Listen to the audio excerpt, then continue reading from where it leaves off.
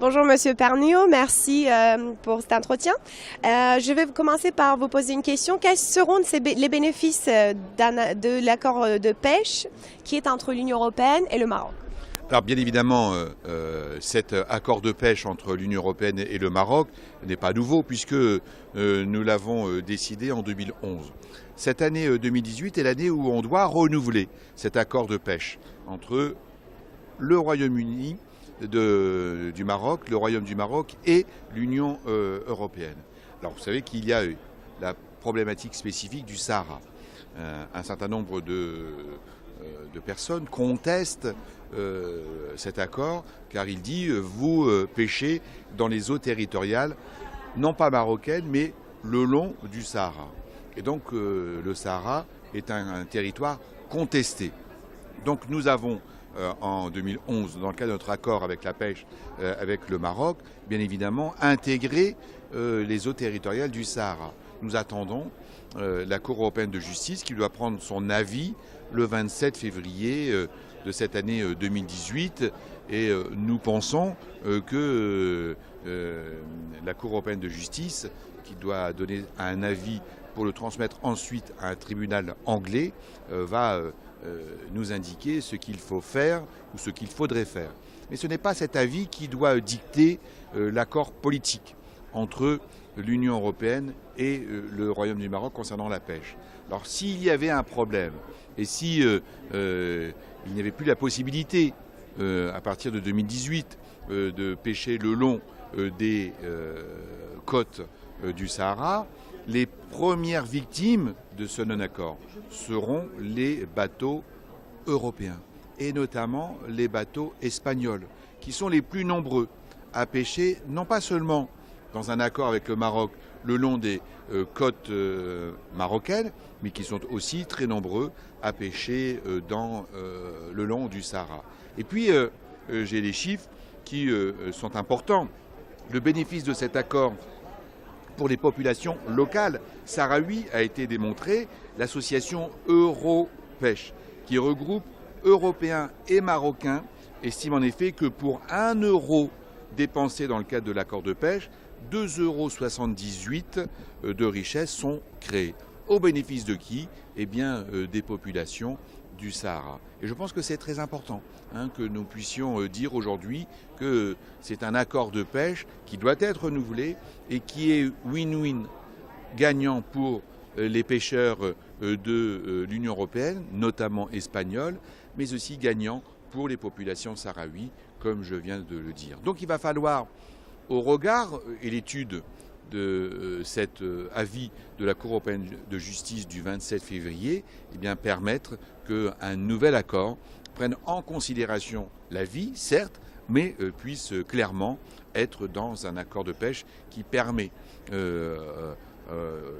aux bateaux de pêcher le long des côtes du Sahara, mais aussi à la population sahraoui qui est installée à Laayoune, installée à Dakhla, mais aussi installée à Boujdour, ville côtière, et bien de bénéficier de ces accords. Oui, justement, je voulais me demander pourquoi est-il important de renouveler cet accord entre l'Union européenne et le Maroc et comment les populations bénéficient-elles européennes ou marocaines?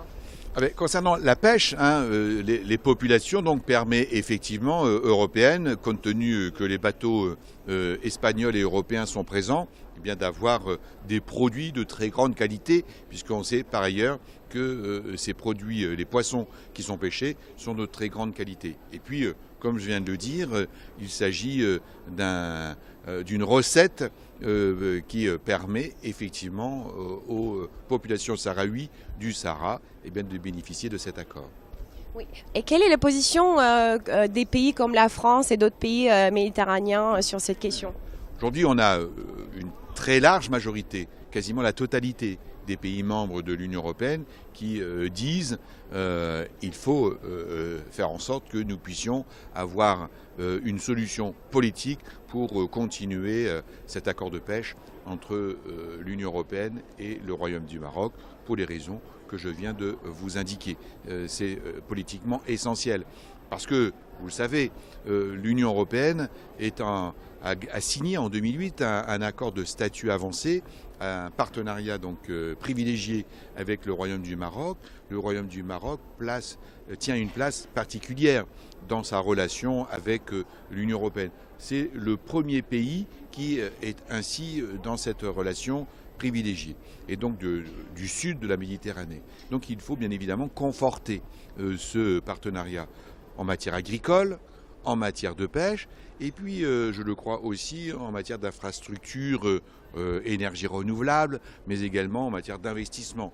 Je crois que le partenariat économique entre l'Union européenne et le Royaume du Maroc doit évoluer ces prochaines années, permettant ainsi au Maroc, sur un certain nombre de politiques économiques, pouvoir accéder en tant que partenaire privilégié au marché intérieur de l'Union européenne. Quelques mots pour conclure. Quelle est la coopération entre l'Union européenne et le Maroc dans d'autres domaines comme l'immigration et la lutte contre le terrorisme? Est-ce qu'elle devrait continuer?